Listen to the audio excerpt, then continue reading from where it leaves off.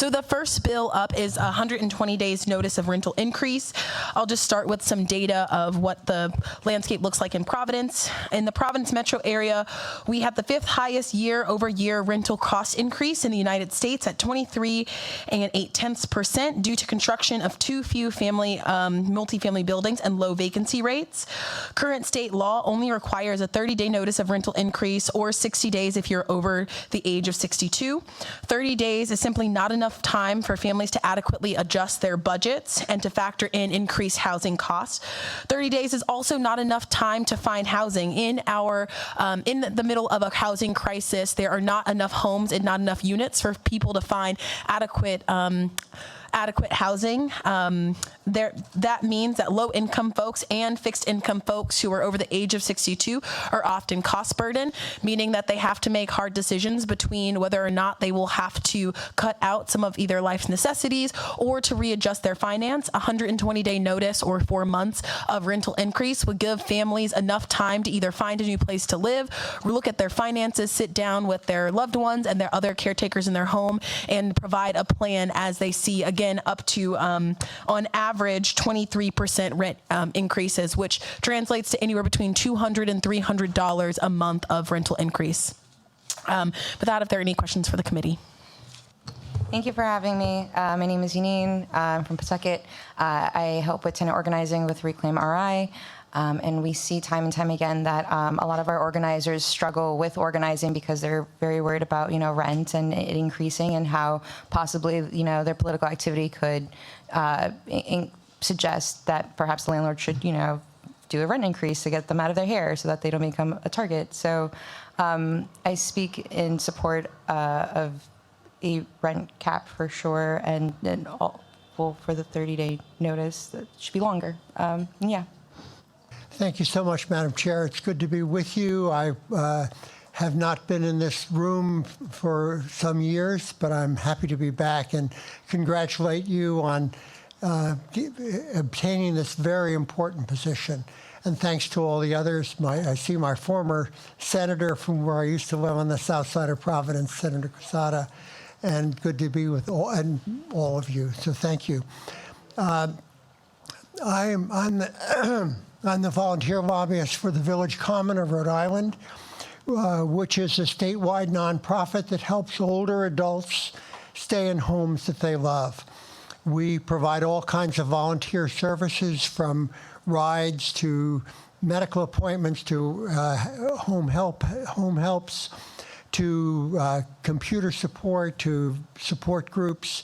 I won't give you the whole list. We have currently 381 members and 224 active volunteers who help to provide these services and do all these things. We have 4 local villages. We started in Providence, Pawtucket, and now we are scattered across the state. We have 2 more that are in formation and will be up and running very shortly. What we believe is that our volunteer-centered approach saves money and saves lives. We are strongly in favor of Senator Mack's bill. We have been watching the struggle of older adults across Rhode Island to survive. And we recognize how difficult it can be when suddenly they get a notice from a landlord saying, we want you out within 30 days. And we've seen that happen, or even within 60 days. The current law has those 2 levels of warning, either to leave or to have rent increases. And we know the panic that this brings to people who are suddenly faced with this kind of news. So we support Senator Mack's amendments that would change those time frames from 30 to 120 days for most tenants and from 60 to 150 days for tenants who are over 62. We recognize that some landlords and property managers, as has already been said, and I'm sure will be said again, seem to use extortive rent increases to suddenly clear out apartments in our overheated housing market. And we reject the notion that some landlords may articulate that somehow they need to make these rapid increases on such short notice. My wife and I have been I'm sorry, can you finish your final sentence? Two-family house in several states, and what we've recognized is that we can calculate expenses. You have to calculate expenses. You don't need to raise rents at this rate. Thank you. It's up. Okay. Good afternoon, Madam Chair, members of the committee. My name is Katie West. I'm the Director of Strategic Initiatives at the Housing Network of Rhode Island. We are the state's trade association of 15 nonprofit community development organizations who build, maintain, and operate thousands of affordable homes across Rhode Island. We also are the backbone for Homes RI, which is a coalition of 80 organizations focused on increasing the supply of affordable housing and removing barriers to housing access. So I'm here today in support of S365. As you've heard and you know, we are in an extremely tight housing market. 30 days notice can leave people scrambling to come up with extra cash or navigate moving. We get calls, even though we're a policy and advocacy organization, we field calls from folks all the time who are looking for housing and struggling. And it's really heartbreaking when we have to tell people who are looking like they've just gotten a notice, their 30-day window is almost up, that there's really, they're looking and there's just not, the supply just isn't keeping up with the demand. You know this, and so we need policies like this to help keep people stably housed. One of the most heartbreaking calls that I've gotten was from a woman who is disabled, also elderly, who was talking about moving into a tent in the woods with her cat. I've been in contact with a family who was in a hotel on Christmas Day in 2020. They were going to be evicted from the hotel, so I was able to raise some funds to help them stay. But they had gotten a termination of tenancy in September, and had they had some extra time, I think, to find more suitable housing, they might not have ended up in that situation where they were stuck because they moved out of fear of having an eviction filing, which I'm going to talk about later. And so in short, we support this bill and these policies that promote housing stability. And thank you all for your time tonight. Hi, my name is Tom Wayman. I live in Providence. I run a small business that employs about 30 people. Most of them live in Providence and Pawtucket. Most of them are renters. So I'm happy to be here today on their behalf because they're all busy living their lives, working. So I'm here to support Bill 365. The housing crisis in Rhode Island has been really devastating to my employees. One in particular lived in a house that got sold, and his rent went from $800 a month to $1,400 with 30 days notice. And he was able to swing it, but many others are not and are forced to scramble to find other housing. And I think it's really reasonable to give people this extra time so they can either figure out a way to cover the rent or find a place that they can afford. Thank you. Thank you so much, Senator. Thank you for hearing me today. I am here in support of Bill 365.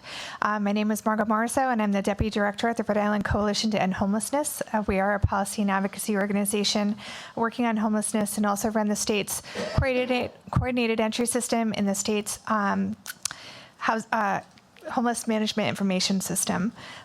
So we are supporting this bill, and this bill is a high priority of ours because it will prevent unjust practices that lead to homelessness. Almost 3/4 of millennials are living paycheck to paycheck, a percentage notably higher than other generations, according to a new report that was featured on WJR Channel 12 in April. The survey found that 60% of consumers were living paycheck to paycheck, including 73% of millennials and 65% of Generation Z. And even with baby boomers and senior citizens, 49.5% are living paycheck to paycheck.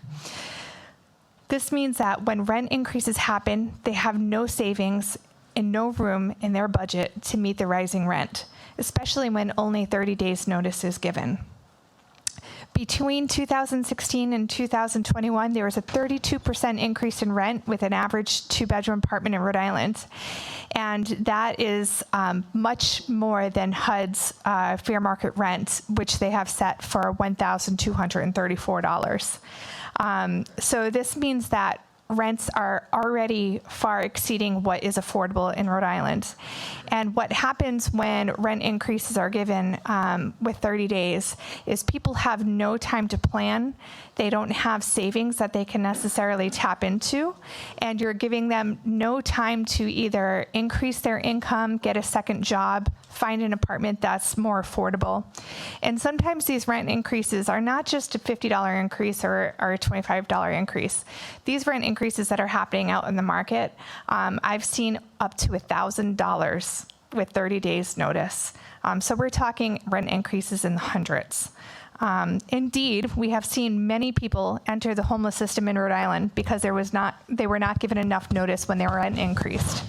This legislation would mandate 3 months notice be given to tenants so they have the ability to adjust their budgets, find some additional income, or find alternative housing. And as Katie had mentioned, finding alternative housing in this market takes way longer than 30 days. In 2022, 55% of the people that entered the homeless system came from permanent housing situations. Many of these families could have avoided the trauma of being homeless if more notice was given when their rents were raised. What this bill would do would to make a fair practice. It would give people enough notice and find solutions in this unchecked rental market. We hope you support it. Hi, good afternoon, and thank you for giving me the opportunity to speak with you. My name is Molly. For the first 3 years of this pandemic, I actually worked for Crossroads of Rhode Island. I was the sole operator of the coordinated entry phone system for a year.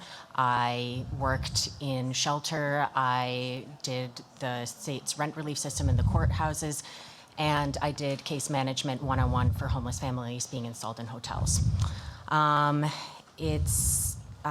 I want to speak in support of Bill 365, which would increase the notice from 30 days to 120 days notice.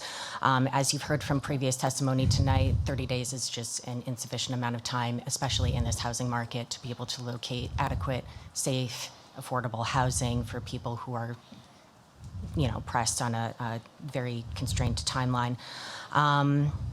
I also wanted to speak about some experiences that I noticed while working within homeless services over the last 3 years.